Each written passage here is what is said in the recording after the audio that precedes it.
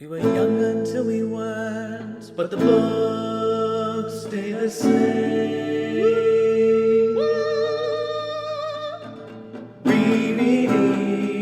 Rereading our favorite books. Let's talk about one of the cooler characters, like Mrs. Coulter. She's something Bad else. mom.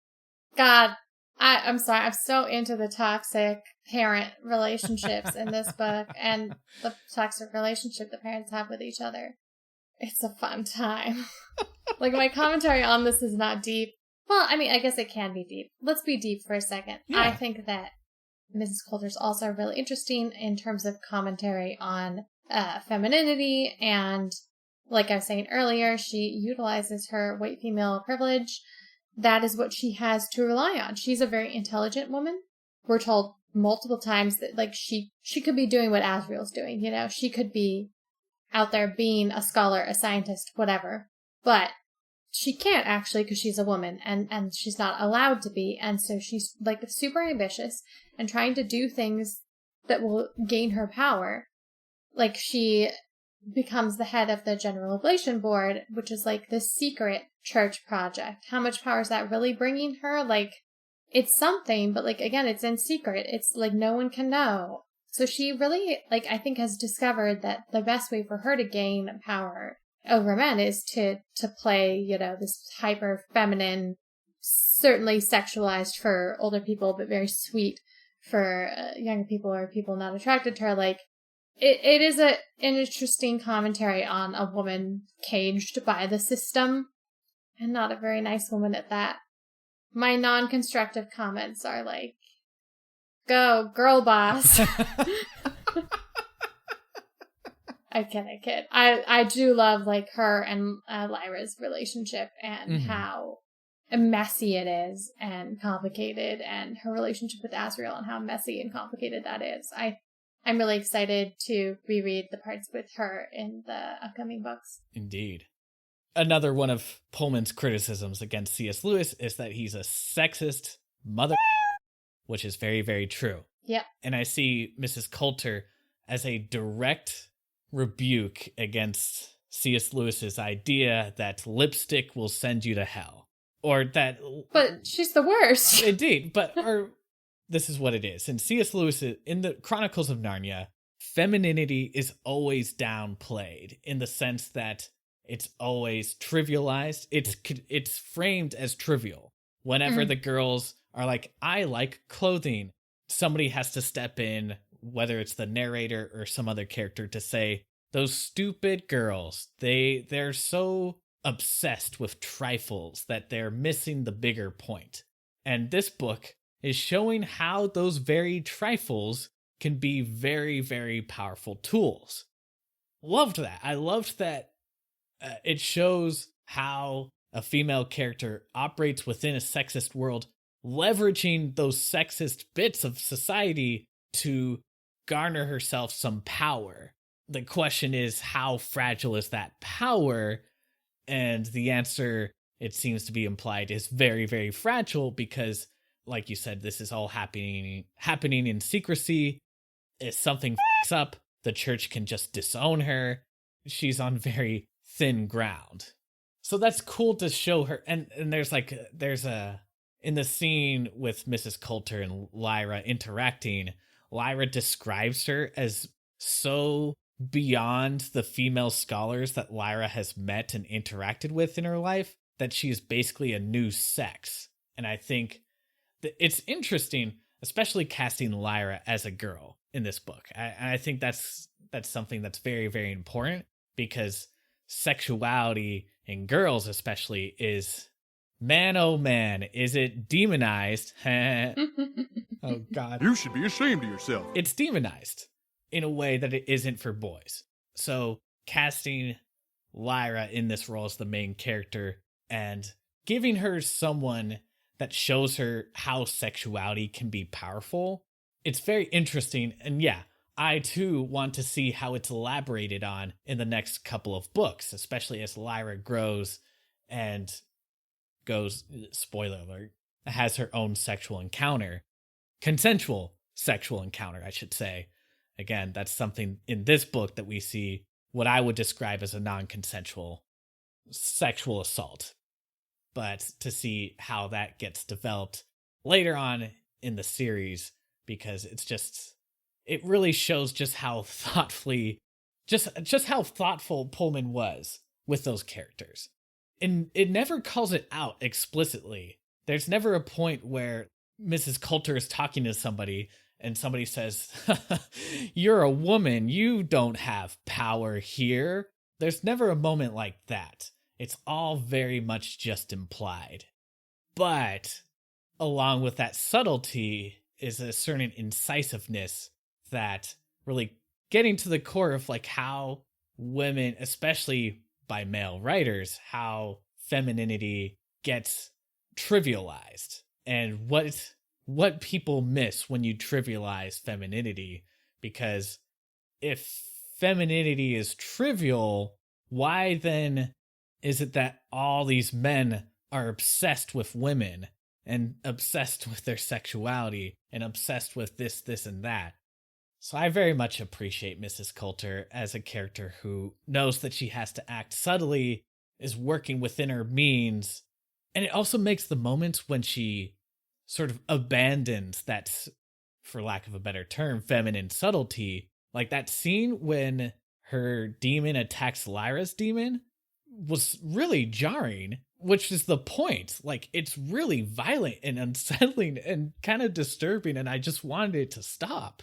And it's like, well, yeah, that's like the only time that Mrs. Coulter can really act out and just physically coerce somebody else into doing what she wants. There's this great description of that moment.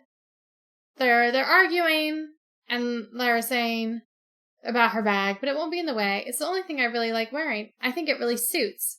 She didn't finish the sentence because Mrs. Coulter's demon sprang off the sofa in a blur of golden fur and pinned Lyman to the carpet before he could move. Lyra cried out in alarm, and then in fear and pain, as Lyman twisted this way and that, shrieking and snarling, unable to loosen the golden monkey's grip. Only a few seconds, and the monkey had overmastered him. With one fierce black paw around his throat and his black paws gripping the polecat's lower limbs, he took one of Pantalaimmon's ears in his other paw and pulled as if he intended to tear it off. Not angrily, either, but with a cold, curious force that was horrifying to see and even worse to feel. Lyra sobbed in terror. "Don't, please, stop hurting us." Mrs. Coulter looked up from her flowers. "Do as I tell you, then," she said. "I promise." The golden monkey stepped away from Pantalaimon as if he was certainly bored. The description of how, because, like, again, the demons are their souls, right? Right. And there's a way in which, like, they do act somewhat in opposition or in balance. Pan is always much more cautious than Lyra is. At one point, she calls him a coward, and he's like, "Yeah, I am. Like, what are you doing?"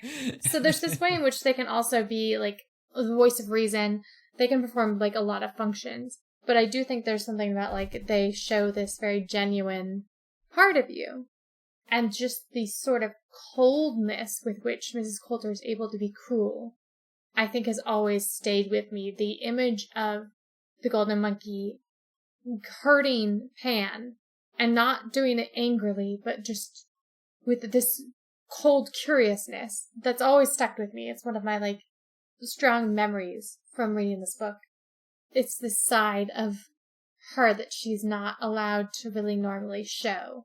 This sort of disregard for others. Like, our society frames women as caretakers, as nurturers, the, like, compassionate, caring ones, right?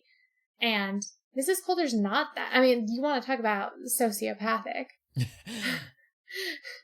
She, for sure, is. I think it's interesting, too. I saw something again during my research. I had never actually realized this, but the golden monkey is one of the only significant demons we see who doesn't have a name. We never find out his name. And someone asked Philip Pullman on Twitter, and they're like, "Why doesn't he have a name?" And Philip Pullman was just like, "Look, the answer's not that deep. I just couldn't come up with one. I just couldn't find one that satisfied me." It's not that I'm lazy. It's that I just don't care. I do think it's an interesting commentary that, like, her demon isn't humanized, for lack of a better word, in the same way. Yeah. And certainly, so one of the things is most of the time demons don't talk to anyone other than their own human or other demons, but we see some other people's demons talk. I believe we see Azrael's snow leopard, whose name I'm forgetting, talk. We see some other ones talk throughout the course of the series. And there's something fascinating, too, about the golden monkey's silence. And it just truly, I think the fact that it's a monkey as well. The golden monkey. I think there's just a lot that's being done there to, set her up as this kind of alienating force. And there's something, too, about, if we're talking about Chronicles of Narnia and Clive and femininity and the whole lipstick gate, I think part of Pullman's point, as well as what you said, is that, obviously femininity can be great. I'm not anti-feminine things. But femininity is also, to some degree, forced upon women. Susan liking lipstick and nylons is not as much of a choice as it might appear to be. We're told that she's the pretty one, to some degree, she's kind of, this is expected of her. This is something society wants from her at the same time that they want to condemn her for it. And I think that, again, you see that Mrs. Coulter in the contrast to the other female scholars who have no power and have no authority and are kind of looked upon as these pitiable things. Mrs. Coulter, by embracing her beauty and these very feminine things, is able to create this fragile sort of power. But that maybe that's not what she would want. Maybe she would have wanted to be like the boring scholar ladies. Does she have a choice in choosing lipstick and nylons? Yeah, especially if she wants power. I don't think she could achieve it. Certainly cannot achieve it as a quote-unquote female scholar. And it's really pointed that they're female scholars. They are not scholars. And even scholars themselves are not powerful. And we do the kind of other bit of feminine action, I guess you could say, that she took is trying to marry up. She married somebody of some renown to try to get access to power. And when that didn't really work out, Azrael killed him, so it didn't work out. But well, she also cheated on him and had a baby with someone else. But because it seems like Azrael was maybe the only person who had a smidgen of actual respect for her. And then we find out the reason that she has any power at all is that she's basically the only person willing to take on this taboo subject of dust, willing to go to the measures that the church deems necessary to figure out how to kill dust, the influence of dust, which, again, in the church's mind is, or a manifestation of the original sin.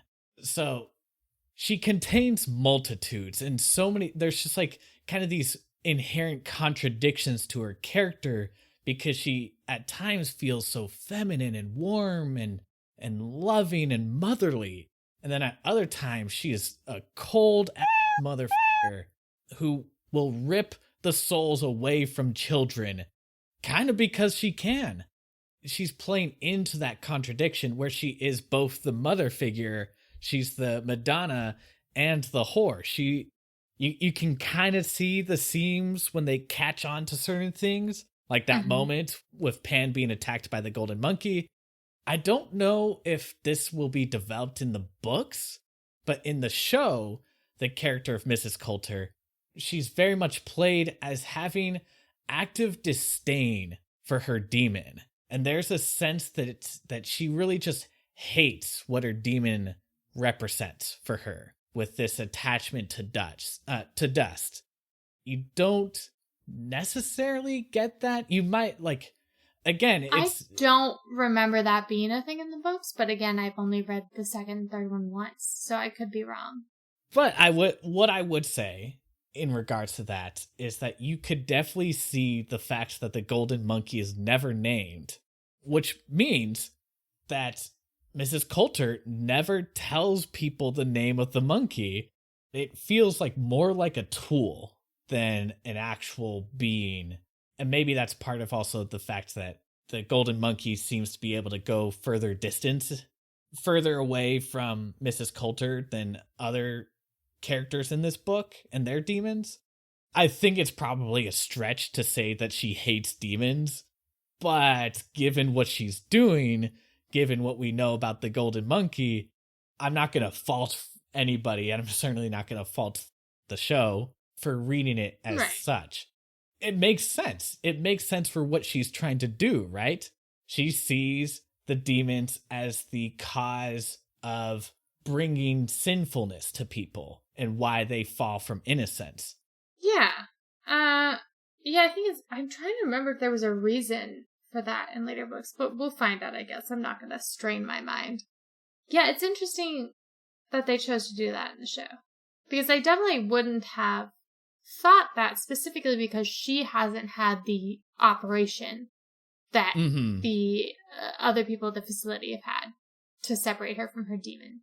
I think you're right about there being some, she generally believes they're a bad thing, but I think that seems unwilling to part with her own, so I'm not sure I can buy any particular disdain for the Golden Monkey. I guess my counter argument to that would be that the reason she doesn't separate herself from her, you likened it to a lobotomy. So of course Mrs. Coulter doesn't want to lobotomize herself, but if she doesn't want to be a part of her demon but realizes that she needs to, I could see that being a source of resentment. Yeah, I think I will have to wait until the next couple of books to give my opinion, because I don't see it at this point, but there could be something in the next 2 books that I'm forgetting about. So I also think that her relationship in general to motherhood is actually similarly complicated, because we're told that she didn't want Lyra, was offered the chance to have Lyra, and she was like, nope, I want nothing to do with her. And then, despite that, then goes and retrieves her later and seems to, want to keep her as this kind of pet, but not unless she's in a certain way. But then also, there's just something, very complicated about her feelings about whether or not she wants to be a mother. I mean, I think with both her and Asriel, their feelings are, they don't want to be inconvenienced by their child. But at the same time, now that they have one, they would like to keep having one that is safe and whole. It's really funny dynamic, honestly. Because they both get this moment of being terrified something's going to happen to Lyra. And which I referenced in the summary, the nicest thing I can say about them is that they don't want their child to be severed. But it is interesting that, you would think, because they show absolutely no real interest in her. I guess Mrs. Coulter does to some degree, but, that also seems to be partially because she wants the alethiometer, and she seems to know something's gonna happen with Lyra. But, they do not give a... Like I said, Asriel just and leaves her there next to the dead body of her best friend. Mrs. Coulter does not want her for the longest time, but they're both so horrified by the thought of her being severed from Pan. They see that about to happen, and they know it might potentially kill her. That it will kill her. No one survived this yet. So, it's not just the severing, it's that it would kill her. And they're both so horrified by that idea. Asriel, who wants more than anything to go to the other world and destroy dust, looks at her and he's like, I didn't ask for this. And I'm so interested, especially because Asriel does not even try and play father. He is not, having 1 ounce of that. He seems to have some degree of compassion for her, but, even compassion is a strong word. But, Mrs. Coulter does have this moment of trying to play sort of the mother. The complicatedness of that for her must be especially interesting in that same thing of, again, women are supposed, in this world's mind, to be these, nurturing mother figures. And her desire to do that, she seems to have some to do that for Lyra, but also it seems like her resentment, she did not originally want Lyra. She never tells Lyra she's her mother. In fact, we don't even get that scene in this book. As far as Mrs. Coulter knows, Lyra doesn't know. They don't have that discussion at any point. I'm also interested to see that more in other books. There's this moment when Asriel and Mrs. Coulter are, making the out at the end. Where, Asriel's like, come with me, babe. She's like, I daren't. And he's like, you? Dare not? Your child would come. Your child would dare anything and shame her mother. And Mrs. Coulter says, then take her and welcome. She's more yours than mine, Asriel. Not so. You took her in. You tried to mold her. You wanted her then. She was too coarse, too stubborn. I'd left it too late. So there's just, like, such weirdness there, and, like, in a fascinating way. I'm so excited to see more of it. Yeah, I imagine she resents, to some extent, being a mother for various reasons. I don't think she was, like, trying to get pregnant. They clearly don't have birth control. Seems like her and Azrael are really physically into each other, so I imagine they didn't have much restraint. Those are skin tight. How do you get into those pants, baby? You can start by buying me a drink. Having the child probably ruined her reputation. It certainly got her husband killed, so she wasn't able to, like, use that as a tool. It seems to have, to some degree, driven her and Azrael apart. We're given the impression, up until that last moment at the end where they're making the out, everyone seems to act like they despise each other. So, like, she seems to have, like, I would assume a lot of resentment about being a mother, but then she still chooses to come take Lyra in and try and mold her. And she seems to enjoy that experience. It's also fascinating in regards to the fact that they're both parents. And you would think being a parent would bring with it some sympathy that would carry over to other children, but that is clearly not the case. They're like, any child but my child. They are happy to murder all of the children, which is very unsettling. It's the thing where they see other people as a means to an end, and in their minds, the ends justify all the means except the one, which is killing Lyra. And I don't know what that said. I don't know if it's just like a purely instinctual thing of like, no, she's mine, or if it's like some other thing in their plan where they know that she has this destiny. It's so baffling. It seems more emotional than the destiny thing. They have emotional reactions to that. That is the biggest reaction we see from either of them. It's just hard to feel the love because there's not a lot of love to spare between those two characters. And maybe they love their daughter, but honestly, I don't think so. I don't think it's... No, I don't think if it's it love. Is love, it's a very selfish kind of love. Yes, I think it's that. I don't know if it's like a thing of validation that they see her as a potential source of validation. Because why would Mrs. Coulter raise her to be basically to go against Lyra's nature as this rapscallion, if not to serve her own interests? And there is a couple of times where it's mentioned at that party where a couple of the guests mention like, oh, Mrs. Coulter is going to use you, Lyra, as basically as an assistant. And she is actually introduced to people as Mrs. Coulter's assistant. But it seems that there were plans on Mrs. Coulter's part to use Lyra to kidnap more children. So is it just a means of like furthering herself, or is that the only way that she can show her love because she's I don't know. It's messy, but it feels appropriately messy. Yeah, I think that, I mean, again, like, Azrael moves her out of the nunnery into Oxford. Why? Unclear. There seems to be some sort, and like, Mrs. Coulter doesn't need Lyra to do anything. Like, Mrs. Coulter's having a fine time rounding up children. There's been no issues. But like, as soon as Azrael's in prison, what does Mrs. Coulter do but go to Oxford and get her kid? There is this weird, I think you're right to call it a sort of possessiveness. Like, Azrael wants her at Oxford, where he can, like, have more control. He doesn't want her in the church's hands. He wants her somewhere where he can keep her safe to some degree. But, like, keep her. Mrs. Coulter wants to keep her. They don't want her harmed. They want to keep her, but they don't necessarily want to keep her with them necessarily. They just want to keep her.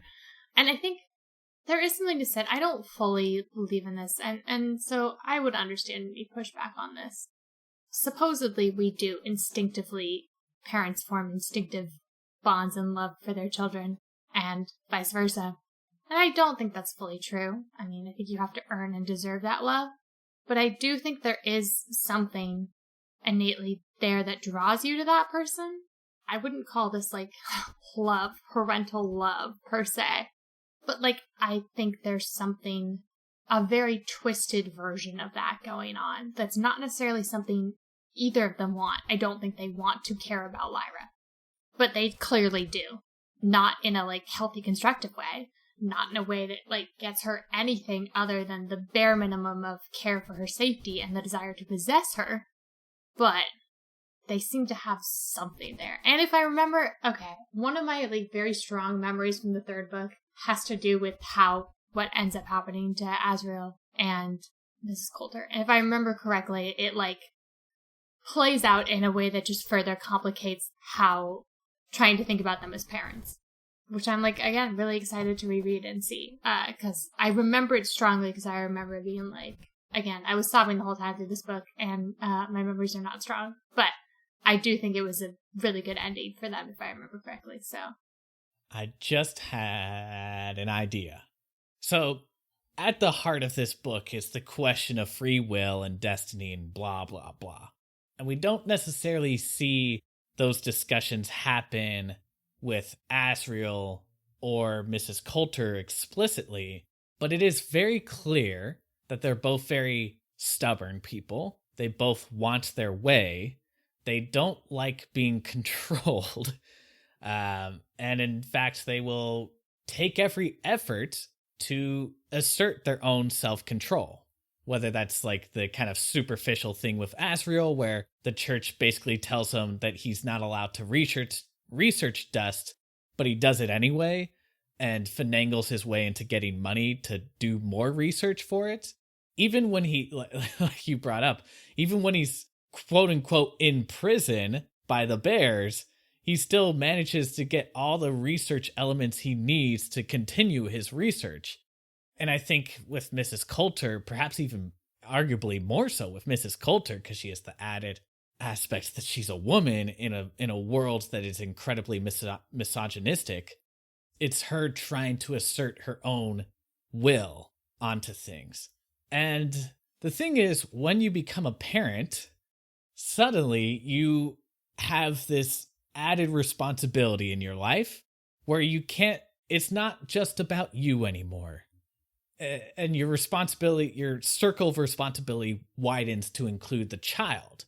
And so if you are a good parent, a certain level of selflessness will take over because now you are responsible for another human being. And I could definitely see Mrs. Coulter and Asriel resenting that fact that their spheres of responsibility have grown with this child and making every effort to not have to deal with that responsibility. But then, again, they still want to claim ownership over Lyra. Kind of. Lyra doesn't know they're her parents until much later in the book. Man, I think everyone's just kind of confused in this book and they don't really know what they want.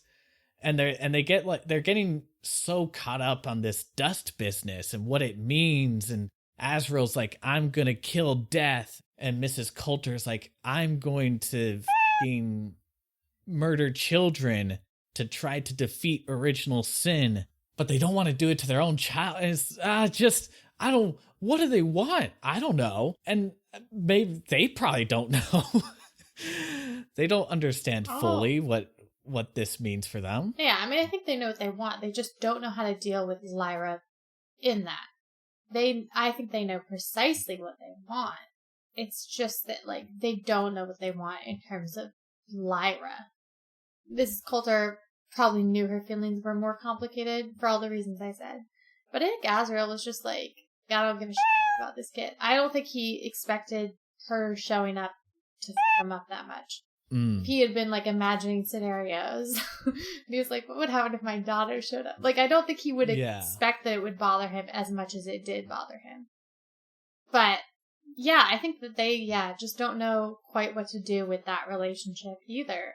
Which is fair, because I think, too, like, like you said, they're like people who like being in control. They did not plan for Lyra. They did not want her. I think they resent her that too, right? Like that this was something they did not plan for or want that happened to them. I don't know. I like the family dynamic. It does a lot of good stuff for me. It's like that moment in teen dramas where the child yells at the parent, "You wish I was dead because then your life would be better," or whatever. It's very dramatic and whatever. Which, of course, is not true. No parent wants their child dead. Not even these ones. But it's like, I feel like they would hesitate for a second. They would really debate. But what if Lyra had never existed? Right. Yeah, I think that if they could go back and make the choice, I don't think they would have her being born. But I think that's different than, like, getting your child dead. I suppose.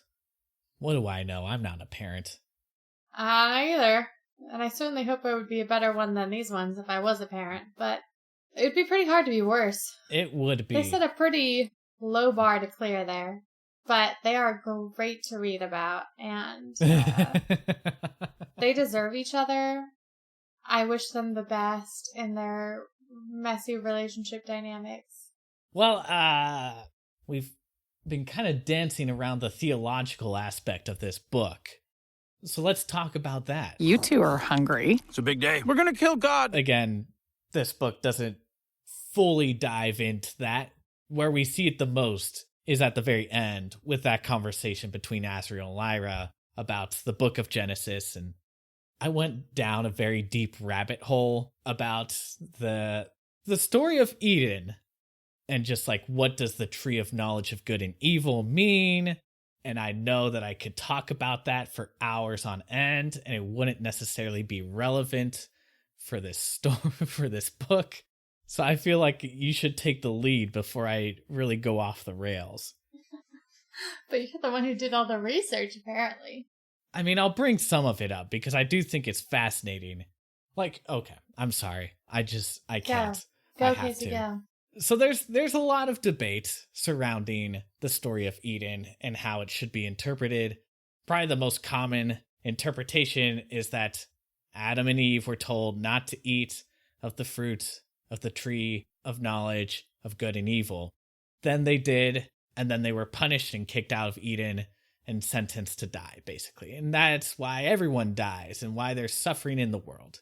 And I think for the most part, that's this book's interpretation of that story. But I also found like some fascinating stuff where there's like one rabbi who argued that a more proper translation of knowledge would actually be desire.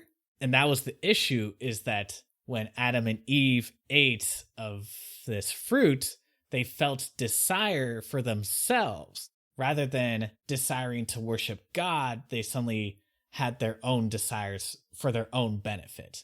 And then there's this other idea that it was a literary device back in the day that when you offered opposing objects or descriptors or whatever, so in this case, good and evil, that they weren't literally talking about good and evil. It was just a way of like presenting a spectrum of things. So the tree of knowledge of everything. Right. And that eating fruit from the tree of knowledge, what it gave Adam and Eve is this ability to judge, to decide the morality of things. And then the arguments from there, obviously that's in direct opposition to God, because God is supposed to be the judge of all things. And if you have these people coming in saying, no, we can judge too, it's like, that's challenging God's authority. And then there's like arguments that it was like God trying to protect his own godhood or whatever, so he had to kick him out, or God was jealous, so he kicked them out, or whatever XYZ reasons. And it's all very complicated. It's all very fascinating to me. I am not an expert. I just find this stuff fascinating. And I also find this book's interpretation of it fascinating because it very much is painting it as like the shame that's felt in this version of the story is tied to sexuality. And because the demon, I think in the same scene, Asriel makes some comment about how there is precedent for cutting children in the form of castration. Very much the book is tying demons to genitalia, to sexual organs, but there's just so many other places where demons are tied to sexuality in general. The loss of innocence is tied to one's own discovery of one's sexuality. Well, go ahead. no, I was going to say, I mean, like, the Bible itself does that. The first thing they do is they are ashamed of their nudity and they put on clothes. Mm-hmm. And what reason would they have to be ashamed of their nudity except for sexual reasons? I mean, that's why we cover up our bodies, is we cover up the parts of us that might cause other people to want to bang us, or like sex organs and stuff. Like, that's mostly what we're covering up. So I think the Bible itself kind of lends to that reading. But yeah, I mean, I think certainly interpreting the Adam and Eve myth it leaves so much to think about. One of my favorites in the Christian mythos, I'm just gonna keep calling it myths. Sorry, buds. The myth is cool. And I think that, if I remember correctly, in Paradise Lost, it's very much implied, well, not implied, I think it's directly told. I mean, God knows everything. Fate is set. It's not going to change. And so the choice is kind of inherently a false one. He knows they're going to fall. And so I think it's interesting because of the way that fate is a focus in this book, with the quote I read a long time ago in a full other episode, because that's how we do this. But the fact that, like, Pekka is talking about how, like, fate is set, that they're all running on tracks, essentially, and that Lyra's entire purpose is that she's going to destroy destiny. And I feel like that's really speaking to the version in Paradise Lost where Eve's choice is not really a choice. It is something that God knows she's going to do. And so it's honestly kind of cruel if you think about it that way, because it means that, like, he's just, like, putting the little dolls down and watching them go through the motions. And so, like, having, I guess, spoiler alerts for the next books, having Lyra positioned as a second Eve, who gets to actually make a choice in the end, that final choice, and destroy fate and destiny entirely. Again, feels like very much like Pullman talking back against Paradise Lost. A part of me feels like Pullman is oversimplifying certain aspects of the, as you said, Christian myth, because I just think there's a lot more happening in that myth than just that. I get why he's saying it, because sexuality is the thing that Christians really harp upon. And so he's addressing specifically that, and that's why he's using this myth in that way to illustrate the sexuality and how that has been used as the basis to vilify people, to shame people, to control people, to allow this institution to come into power, to say, you are corrupted, you need our help to become clean again. And if you believe that the corruption is innate, then you might be inclined to take extreme measures to cut away the sin, so to speak, and leave a cleaner version of a person that also just happens to be a husk of who the person was before. I get all that. I get where Pullman's going with that, and I think it's fair to judge and criticize the church, both within this book and outside of the book, for doing that sort of thing. I don't know, it's not just this moment, but there are a couple of elements where I think Pullman takes pot shots at the church that are just not fair or are misleading. There's this scene where they talk about, I think the word is oblates, which describes this practice in medieval times where families would give up their children to the church, Mm-hmm. where they would become monks or nuns or whatever. And the way the narrative frames it, it's like, oh yeah, they're basically like giving their children up to become slaves to the church. And, that's misrepresenting the history of it. I'm sure there were cases where it was a very negative thing for certain individuals, but it is also just the thing is that they were these oblates were free to leave the church if they wanted to.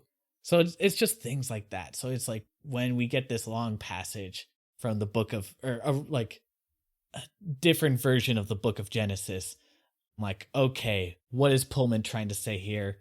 Is he being fair? Is he treating this?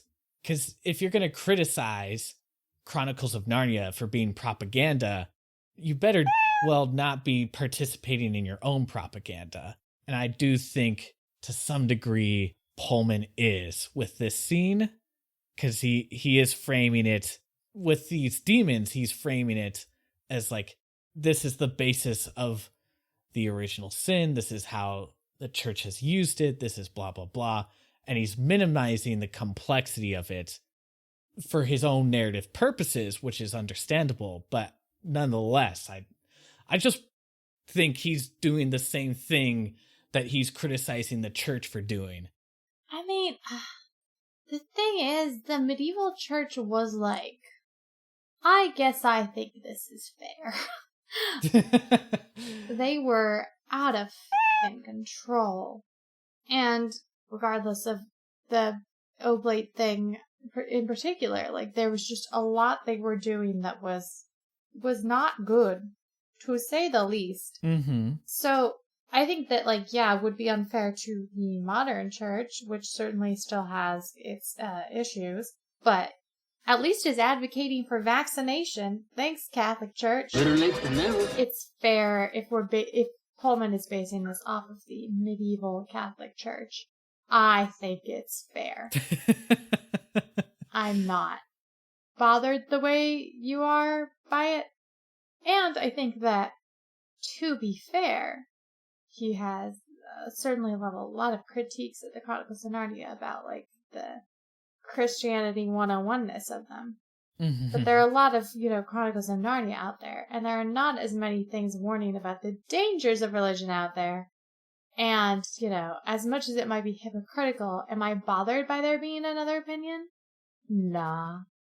I read these books when I was questioning my, religion for the first time, and it was really helpful to see another opinion, and really eye-opening. Because it just wasn't out there easily accessible to me. Like, the internet existed, but I believe at the point I read this, I didn't have my own computer. So I wasn't, roaming freely on the internet. And it was just really helpful to have, this other way of looking at things presented to me. And I did have the context, I was really into medieval history as a kid, so, I did have the context on the Catholic Church, so I wasn't whoa. Yeah, I would agree. And then in an ideal world, no one would be taking pot shots at each other. But, I like that he didn't pull any punches. I do hear you about how this book, and I think, because I know this is a children's book, quote unquote. Yeah, so all the air quotes. Yeah, it does seem to be aimed at, the 15-year-old who is starting to feel some kind of skepticism about what he's been told about life, or she has been told about life, but doesn't know where to start or how to put it to words. And then this book comes along and says it in really point blank ways, because I felt the same thing too. It gave me an outlet to explore feelings about my own Christianity that I just didn't even know where to start before. And it was fun coming back to this book in that light, because there are certain pieces of logic that I look back on where I'm like, I for sure thought that was thought-provoking back then. Like the whole logic of if Mrs. Coulter doesn't like dust and Asriel doesn't like dust, it must mean that it's actually good, which is very faulty logic. I mean, it makes sense here because obviously, but replace dust with any number of things. Asriel and Mrs. Coulter both think that murdering their child is bad. That doesn't mean murdering their child is good. Indeed. The point is, there are some elements that feel like the edgy meme lord thing of just like, I'm an atheist and I'm so much smarter than you stupid Christians. And I don't think Pullman is... He's certainly polemical, but I wouldn't say when you like read interviews with him, he doesn't necessarily... He's not going to be like, I owned the Christians, you know, score one for the atheists. That's not the type of person he is. But there is danger in some parts of this book of reading it that way. It does come across as obnoxious, which is, maybe it's fair then that the character I've considered the most obnoxious in this book is the one voicing these opinions. Yeah, and I guess maybe the question is, like, with that, I mean, Asriel is anti-church. Mm-hmm. Like, how much of that is just Asriel? Like, he legitimately does not like these people. You know what I mean? So, like, I guess, are we saying too much, like, that this is... And clearly Pullman's not, like, telling us that Asriel is the authority we should be listening to. Yes. So, like, how much of this is just Asriel's character and that we shouldn't be ascribing this to Pullman?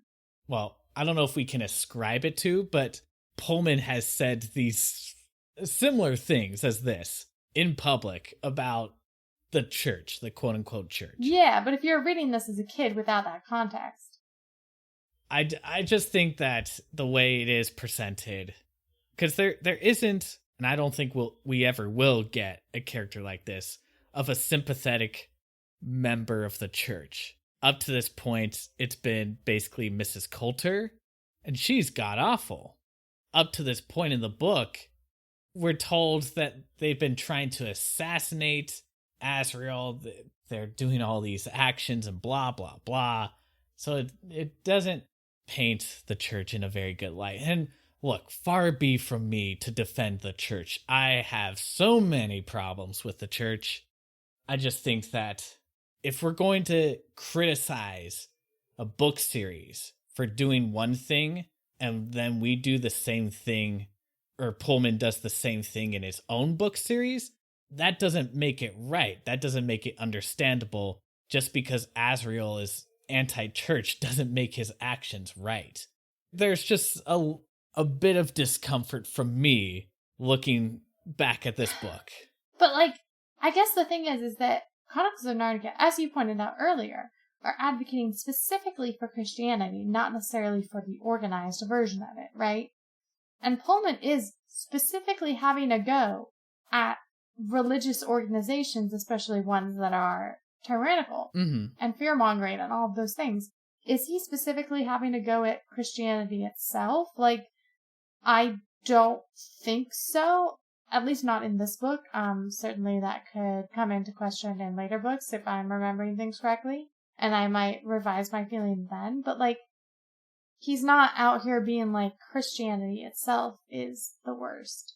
He's being out here like the Christian church is the worst. Which, again, considering the horrors that the Christian church has done, I mean, we just talked in our last episode about, like, the whole missionary project and the way that the church is a tool of the state and colonization and imperialization. Like, I can't help but feel like you are kind of equating two things falsely. Chronicles of Narnia are backdoor Christianity. This, at this point, I won't say doesn't have atheist overtones, but, like, I would say what's actually being the backdoor thing is being like, hey, don't trust organized religion, which, like, can organized religion be a positive, beautiful thing? Sure. But has organized religion, at least in the Western world, and specifically Christianity, been kind of like the worst? Yeah. I think it's fair to call that shit right out. My concern about whether Pullman is striking at Christianity or the church. You said something about how it's understandable to read sex and sexuality into the Adam and Eve story in particular because they're like ashamed of their nudity. But the thing is, the nudity, at least the way I read it, the nudity is a metaphor. Because, like, I mean, this is a story that features a talking snake, Morgan. Well, yeah, I mean, the whole thing's a metaphor. Right, it's steeped in metaphor. So I don't think we're really meant to take it literally. I would argue the shame exhibited by Adam and Eve in the story, the way I read it, it's more like a moral shame. There are some scholars that argue the fruit itself in the story of Adam and Eve isn't really anything special. What's important is, or what really matters, is that Adam and Eve disobeyed God. In the Golden Compass, we get a version of that Adam and Eve story that focuses heavily on the sexuality angle, which in and of itself isn't necessarily an issue.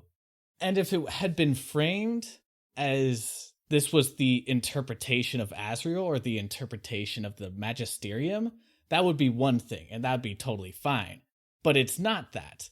Pullman rewrote the early chapters of Genesis to make it clear that eating the fruit of the tree of knowledge is explicitly tied to Adam and Eve finding or discovering the true forms of their demons. And as we know, a demon assumes its true form when a child reaches puberty. And we've also seen throughout this book that demons and sexuality are constantly linked. And I think this is where the stumbling block comes for me, because what Pullman has done, he has specifically rewritten the story from the Bible. This is not somebody telling their version of the story or interpreting the story. He's specifically rewritten it. And in my opinion, what he's done is he's taken this magical, mystical, ambiguous, complex story, and he's turned it into this superficial kind of morality tale about how sex is bad. Again, if he had framed that as how people were interpreting the story, that'd be fine. We've seen Christians doing that. They've used the story of Adam and Eve to control other people's sexuality. The Second Baptist Church, which is just off of Route 3, posted this sign outside the church.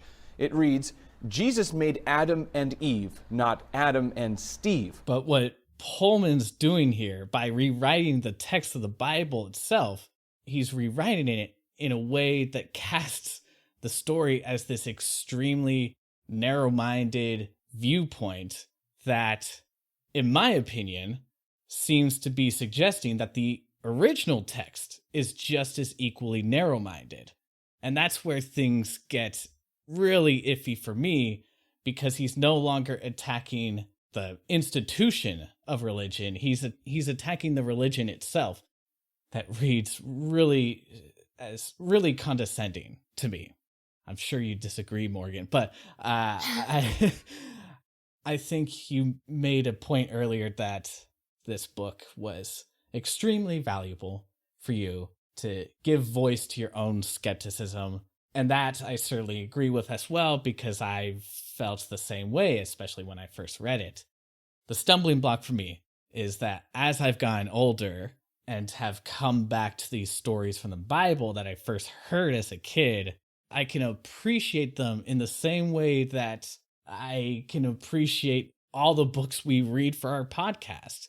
So when I see Pullman taking a story that to me is incredibly complex and just really oversimplifying the story for his own purposes, I struggle with that.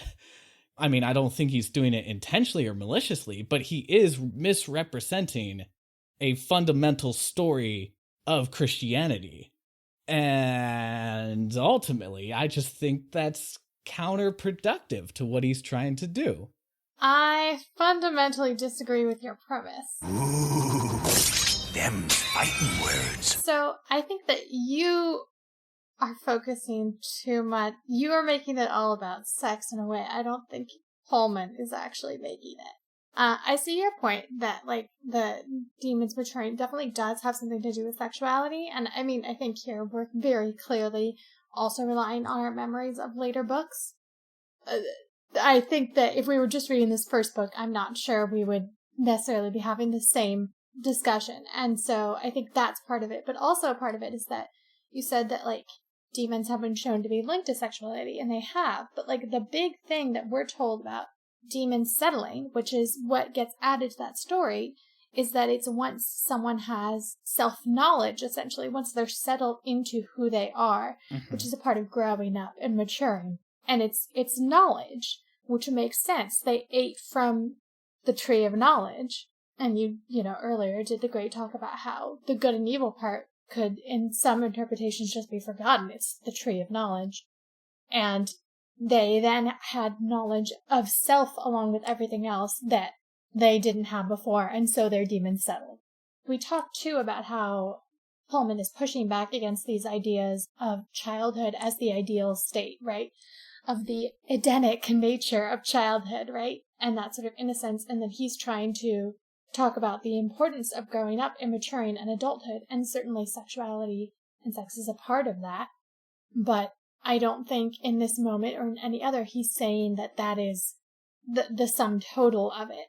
I definitely see that him taking a much larger view of the myth that is much more accurate to what you were talking about seeing in it, and that I think we see throughout. And I mean, we certainly see in today's society where, like, children are, like, held up as these little angels, and they don't... It's represented as this ideal form of innocence that then we lose as we gain knowledge of the world and ourselves, and that's really what Pullman is trying to talk about Adam and Eve discovering when they eat the apple, is knowledge that we would all gain as we grow older and become adults. I see where you're getting that reading, although I do think you're not just drawing from this book when you're doing that, but I think that you're maybe having a Clive moment and being a little too worried about the children and the sex. I mean...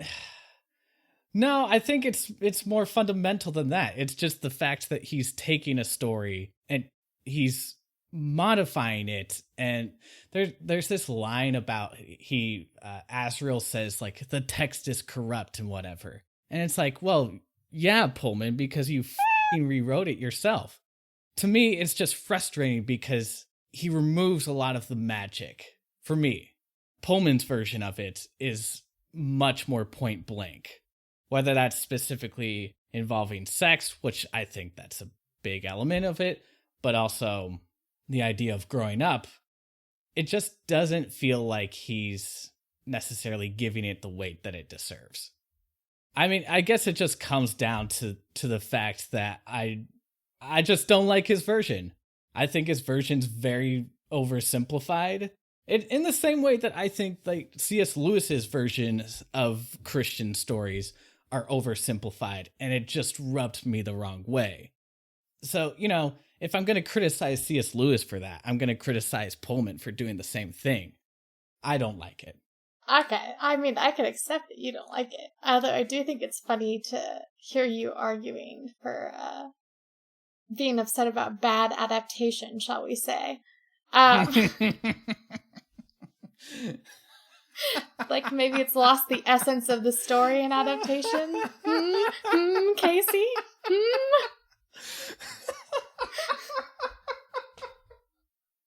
Oh no, I'm the hypocrite. The hypocrite was inside the house the whole time. It was me. Let's give Mr. Pullman a chance, shall we? I mean, like, he's just kind of introducing this in the last however many pages.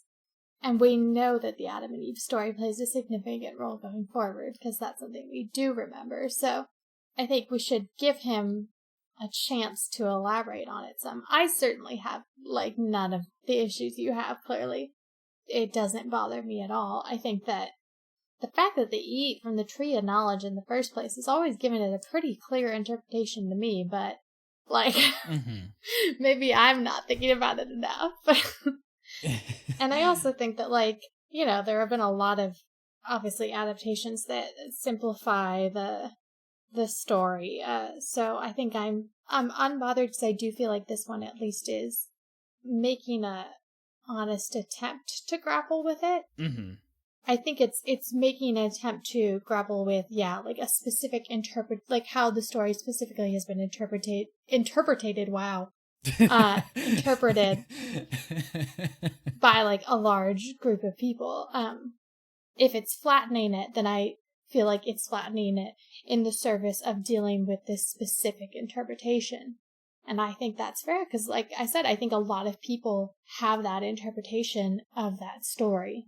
So, like, yeah, if he wants to take that on, then I'm fine with him flattening the myth in order to attack that sort of viewpoint. I just disagree fundamentally with that perspective because I think it's doing a disservice to the text itself to say that, well, people are interpreting it in this very narrow way. So to make my point, I'm going to rewrite it in that very same narrow way in order to criticize the people interpreting it. Maybe there's a way to do that well and to make your point, but I don't think he does it here. For me, what it does is to be suggesting that there's not really much else to the story, and I'm going to dispute your take that, oh, it's clear that they're eating the fruit of the tree of knowledge. That's it's plain as day what that means. No, Morgan. No, it is not. Because there's translations issues. There's the context of when it's written. There are all sort of things to consider. And there's just also these kind of inherent contradictions within the story. After having spent like hours reading about this story, reading the interpretations of this story, reading the vastly different takes that people have, I just can't believe that it's as simple as what Pullman's giving us here. Well, okay, but here, actually, you know what? I'm going to argue with you on this. I'm going to get my argument on. Because I say, so the big change he makes is that their demons settle. And all we're told about demons settling is it's just like something that happens as you grow up and mature, and it like gives you sort of knowledge of yourself. This is all we're told. Mm-hmm. I'm not even sure there's anything else we can pick up contextually yet. It's mentioned that it happens around puberty. Right, as you grow up. Yes. Right, but like puberty is tied to it's a sexual awakening. It's tied to growing up, Casey. I fundamentally disagree with the idea that puberty has anything to do with like a sexual. It has to do with growing up, and of course, yeah, growing up also includes your like sex organs maturing or whatever. Mm-hmm. But like, it's a lot more than that. Puberty is like a ton more than just that. So like, I think that again, you're putting like too much emphasis on that. I mean, like, I feel like puberty is like the last sort of big push between when you're like fully grown and when you're a kid. Anywho, all we're told is that the demon settled. That's the only addition he makes. One single addition. And you know, I could probably interpret that in so many different ways if I lived in that world. Like, they probably have so many different interpretations for why demons settle in the first place. Mm-hmm. Like, I bet you that's something debated in the world. We're looking at it from the outside as a literary text and we're like, ah, yes, this is clearly a symbol for this. But if you live in that actual world, it's not necessarily as clear a symbol. Like how you said that the clothes bit could have various meanings. But like, yeah, if you're looking at it from an outsider perspective, without all the context things that you named, and the translation and the time, you're gonna have a much more simpler reading of it.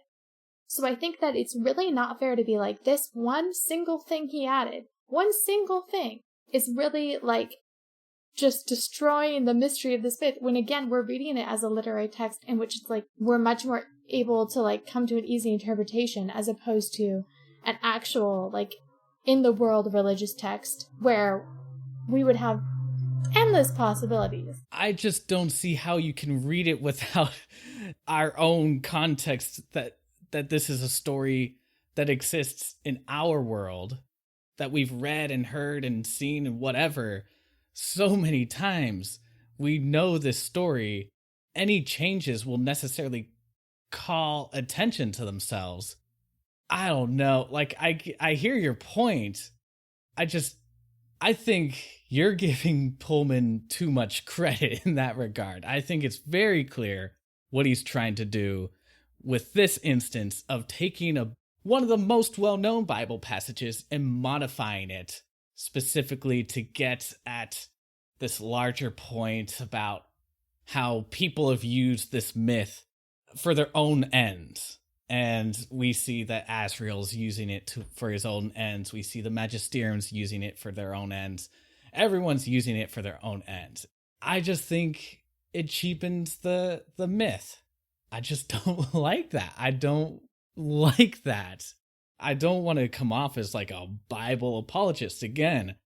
I don't consider it sacred in any way, except insofar that I consider all literature sacred. You know, it's this general kind of attitude, because it's also kind of tied to the way he talks about Tolkien and Lord of the Rings.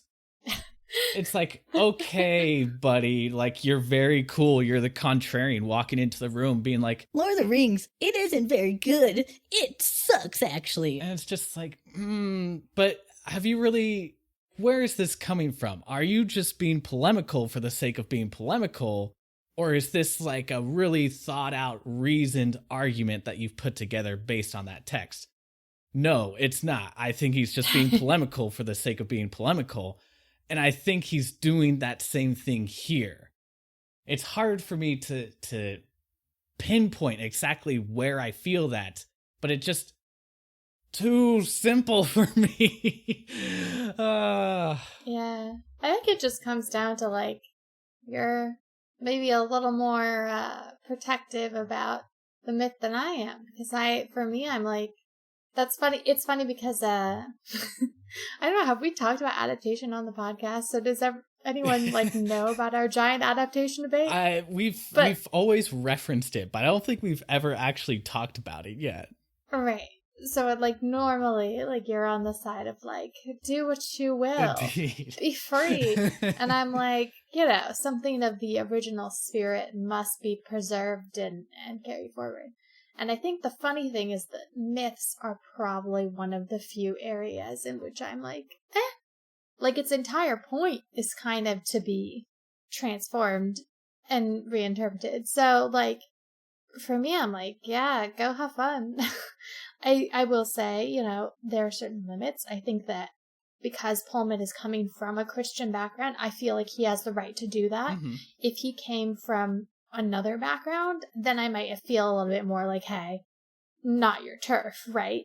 I do think that if you're going to mess around with a myth, if it's a still practiced religion, specifically, I mean, like, anyone could do whatever they want with the Greek myths, like, who cares? But, like, you know, I feel like because he was raised Christian in a predominantly Christian society, like, he should be free to do with that myth whatever he wants. It's not at all sacred to me. I just think that's our right. If it's our cultural myth, then we get to, like, have fun with it.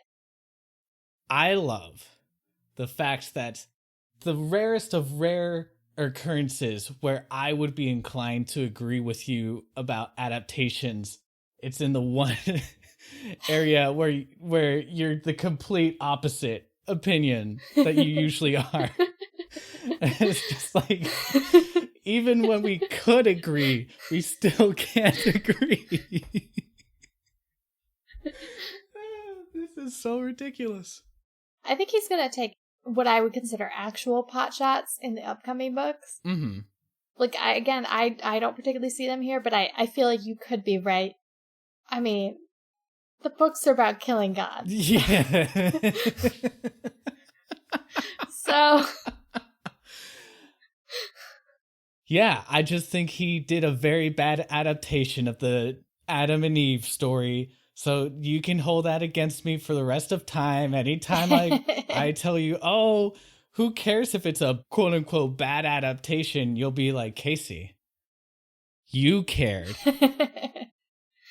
I do feel a little smug, I gotta admit. I'm glad you got something out of this. I hope our readers, our listeners, our listeners got something out of this. Yeah, no, I'm glad we filmed the film. Look, wow, both of us are just totally mixing mediums. How did this happen? We're smarter than this. Apparently not. I am looking forward to the next books. Like I said, The Subtle Knife was my favorite as a kid. What the heck is gonna happen? I don't know. I mean, I do know, but Well, I actually am not sure I do, because The Subtle Knife is the one I remember the least, because I remember a lot about the ending, but I don't remember a bunch about the middle. I mean, like, I remember Will, and I remember the knife, and what the knife does, vaguely.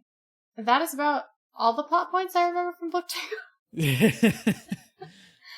So, it'll be a fun ride of discovery. Yeah, we'll see if experience is indeed all it's cracked up to be. Maybe we both hate it. Yeah, maybe I read it and I'm like, it's still too dark.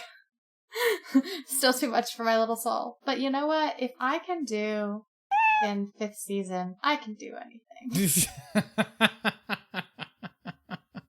And I say that in a fond way. The 5th season is a great book, and the series, the Rogue and Earth trilogy, is a great trilogy. But they are extremely dark, so that the point being made is that if I can live with that level of darkness and really love it, I can love anything. Anything's on the table. I do love the idea of closing this episode promoting a completely different book series than the one we're reading. Well, yeah, like and subscribe. All that jazz. Buy these books from our bookshop affiliate link. Yeah.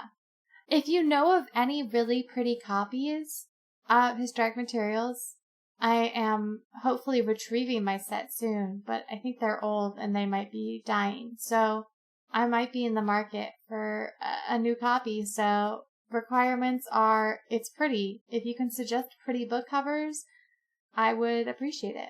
If you want to buy Morgan a book, I don't know how you'll get it to her if you don't actually know her, but the best place to buy it at is bookshop.org/shop/reread podcast.